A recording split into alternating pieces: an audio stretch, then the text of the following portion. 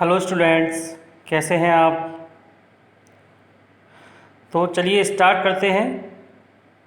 Polynomial की जो last exercise है 2.5 उसके जो बचे हुए क्वेश्चंस थे वो हम इस वीडियो के सेकंड पार्ट में सॉल्व करेंगे। तो हमने क्वेश्चन नंबर 5 में एक सेकंड पार्ट छोड़ दिया था, आपसे करने के लिए बोला था, तो एक बार उसको डिस्कस कर लेते हैं पहले। 2x² plus y square plus 8z² minus के √2√2xy plus 4√2yz minus 8xz। ठीक है, ये हमारा क्वेश्चन है। हमें इसको फैक्टराइज करके लिखना है। तो इसमें का जो आइडेंटिटी यूज होगी वो नीचे लिखी हुई है, x² प्लस वाई का स्क्वायर प्लस z का square plus 2xy plus 2yz plus 2zx। और ये किसका फॉर्मूला होता है आइडेंटिटी का? x plus y plus z का होल स्क्वायर। ठीक है, हमारा क्वेश्चन इस फॉर्म में लिखा हुआ है और हमें लिखना इस फॉर्म में। बात समझ में आ गई? मैंने पहले भी बताया था पहली वीडियो में कि आइडेंटिटी ऐसे आए तो आपको ऐसे लिखनी पड़ेगी, और ऐसे इस तरह फॉर्म में आती है तो आपको बदल के इस फॉर्म में लिखनी है। ठीक है, तो चलिए चेक करते हैं। उसके लिए हम ये 8 को देख लेते हैं। हम 8 को 2√2 का होल स्क्वायर लिख सकते हैं, क्योंकि हमारे क्वेश्चन में 2√2 आ रहा है। ये कहाँ से आएगा? तो 8 को हम 2√2 का स्क्वायर लिख सकते हैं। जब हम 2 का स्क्वायर करेंगे तो 4 आएगा, और √2 का स्क्वायर करेंगे तो 2 आएगा, और मल्टीप्लाई करेंगे तो 8 आएगा। समझ में आ गया? चलिए अब स्टार्ट करते हैं। 2x² को हम √2x का स्क्वायर लिख देंगे। √2 का स्क्वायर करेंगे तो 2 आएगा, और x का स्क्वायर करेंगे तो x² आएगा। तो इसको हम ऐसे लिख सकते हैं। y² को तो y² लिख ही दिया, यानी ये हमारी x वाली वैल्यू हो गई, ये y वाली जो आइडेंटिटी के हिसाब से हमें लिखना है। तो अब 8z को मैंने 2√2z का स्क्वायर लिख दिया। अभी बताया ऊपर आपको कि 8 को 2√2 का स्क्वायर लिख सकते हैं। तो 2√2 और z को हमने इस z को क्वेश्चन में जो z है उसको z लिख के और होल स्क्वायर कर दिया। तो इसको सॉल्व करेंगे तो यही आ जाएगा 8z²।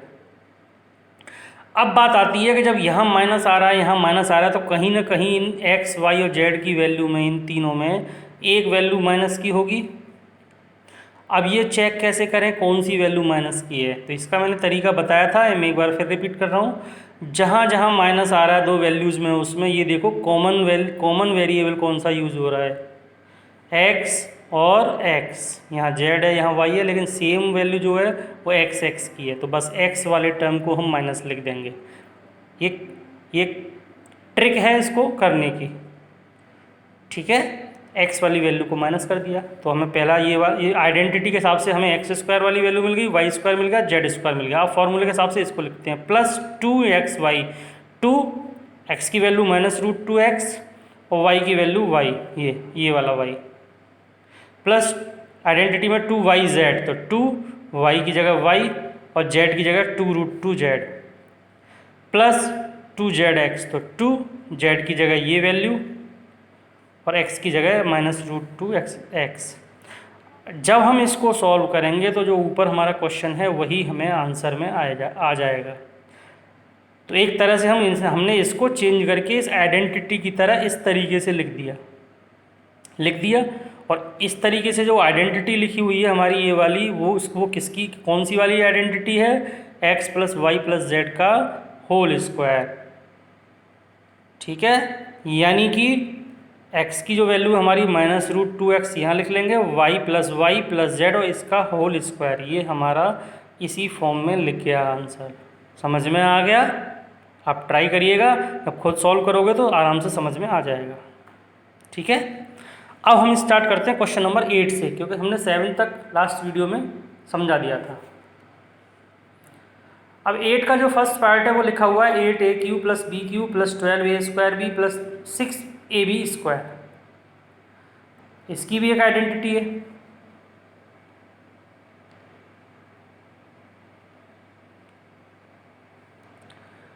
ये आइडेंटिटी है ए प्लस बी का whole cube, A cube plus B cube plus 3a² B plus 3ab²।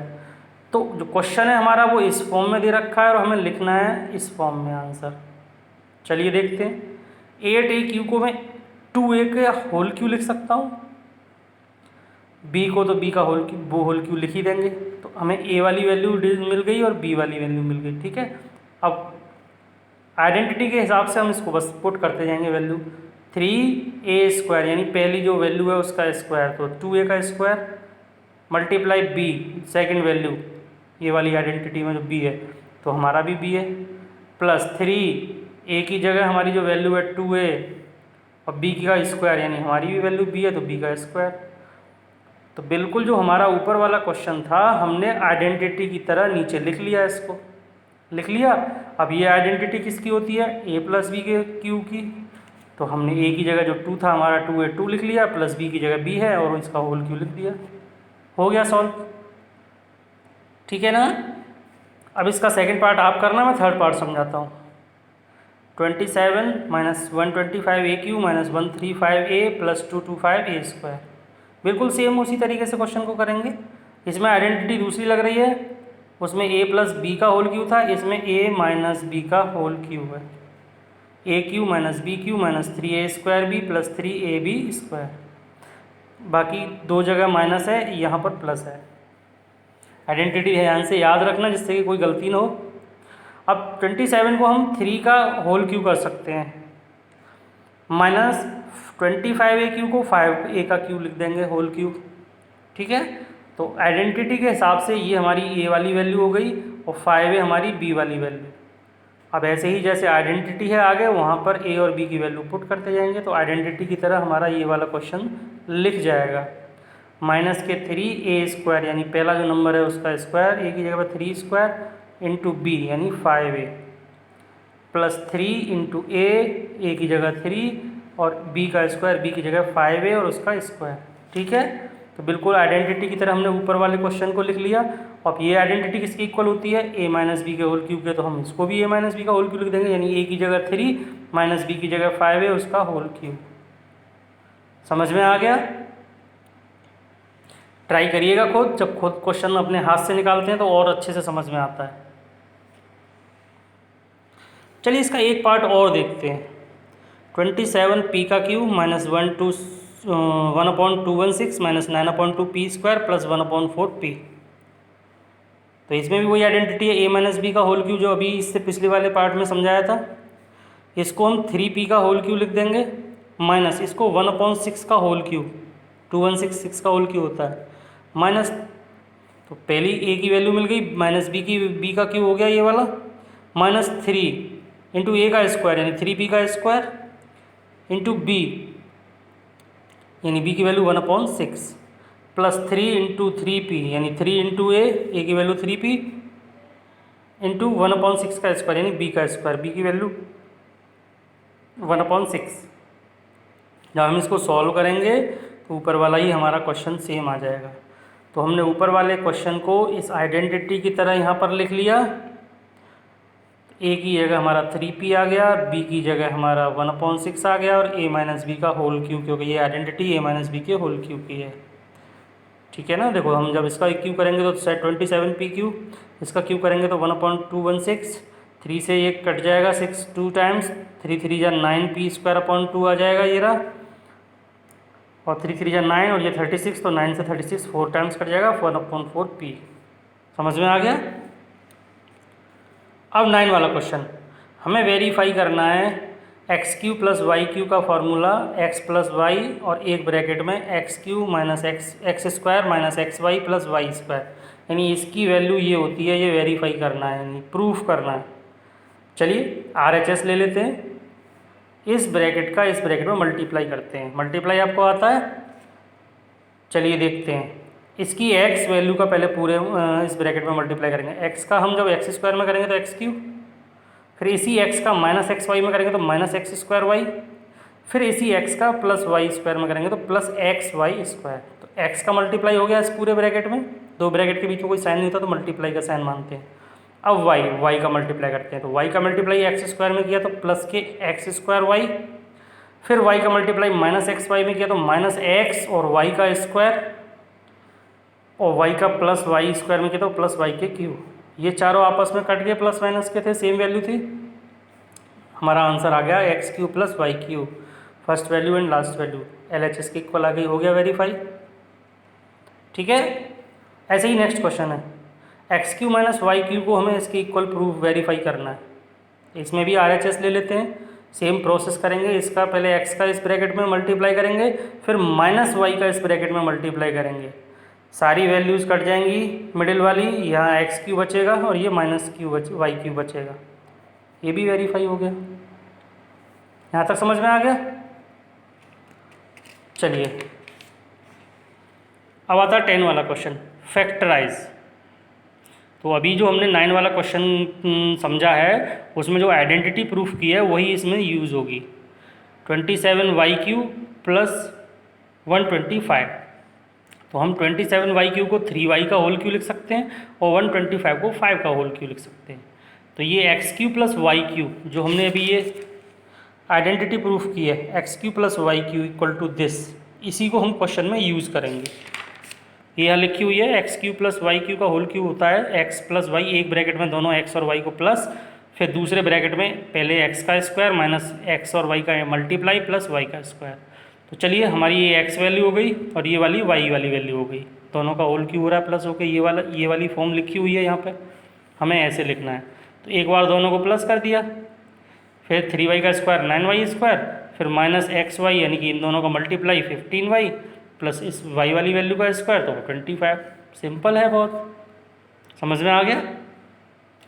अब ये माइनस वाली आइडेंटिटी है जो पीछे लिखी हुई थी, जो सेकंड जो प्रूफ की थी, 64m³ माइनस 343n³। तो 64m³ को तो 4m का होल क्यूब और 343 को माइनस का साइन बीच में 7n का होल क्यूब। तो ये x³ माइनस y³ वाली आइडेंटिटी हो गई। इसमें क्या करना है, पहले दोनों ब्रैकेटों में तो पहले ब्रैकेट में तो इन दोनों को माइनस करके लिख लेना है और दूसरे ब्रैकेट में इसका स्क्वायर प्लस इसका स्क्वायर और बीच में दोनों का मल्टीप्लाई। तो ये हमारा सॉल्व होके आंसर आ गया। ठीक है, अब 11 वाला question, 27x³ plus y³ plus z³ minus 9xyz। इसमें जो आइडेंटिटी यूज़ होगी वो ये वाली यूज़ होगी, मैंने आइडेंटिटीज लिखवाई थी, याद कर ली होंगी आपने, सॉरी ये वाली,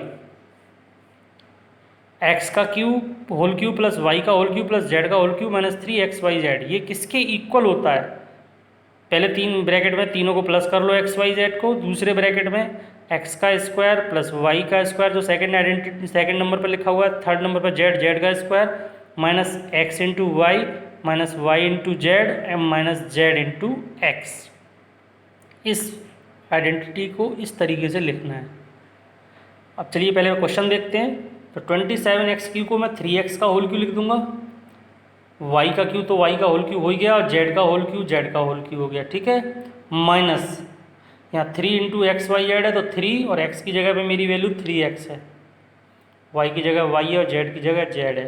तो मैंने इस क्वेश्चन को आइडेंटिटी की ये वाली फॉर्म में लिख लिया, ये रहा। अब इसको जो आइडेंटिटी ऐसे लिखी हुई है ऐसे ही है मुझे ये वाला क्वेश्चन लिखना है।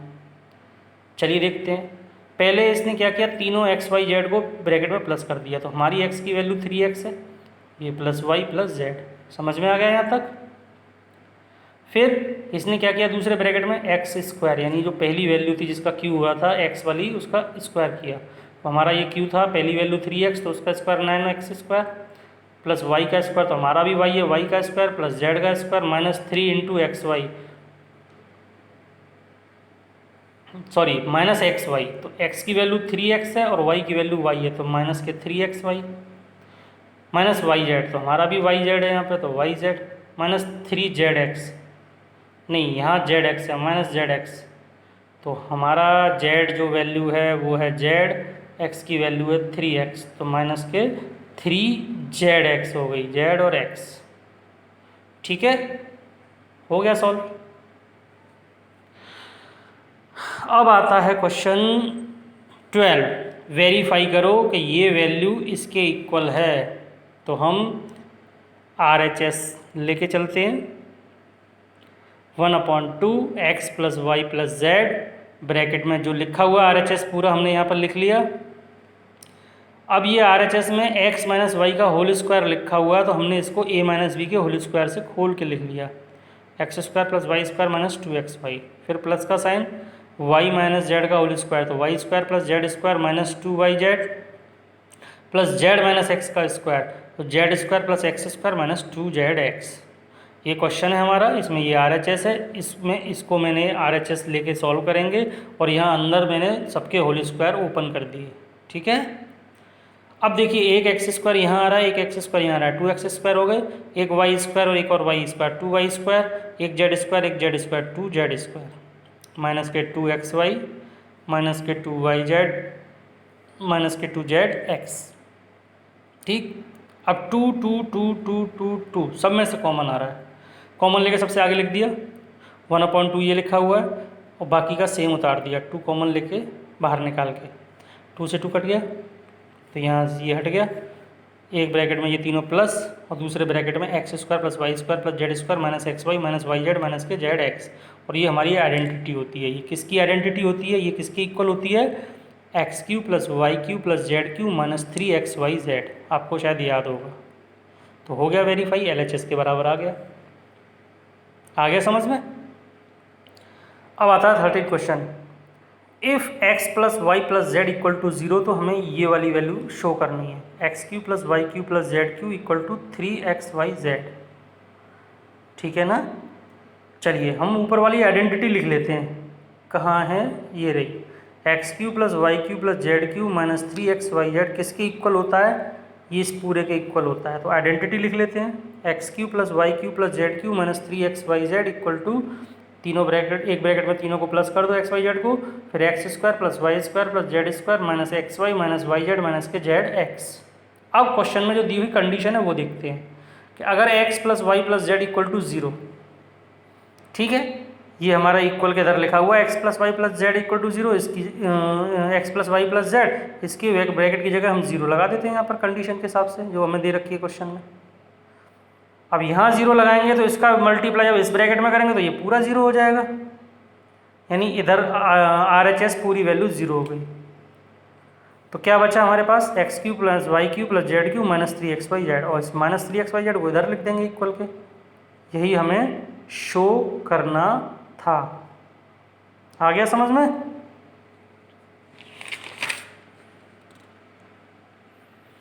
अब इसी के बेस पर हमारा एक क्वेश्चन है, -12 का क्यूब प्लस 7 का क्यूब प्लस 5 का क्यूब,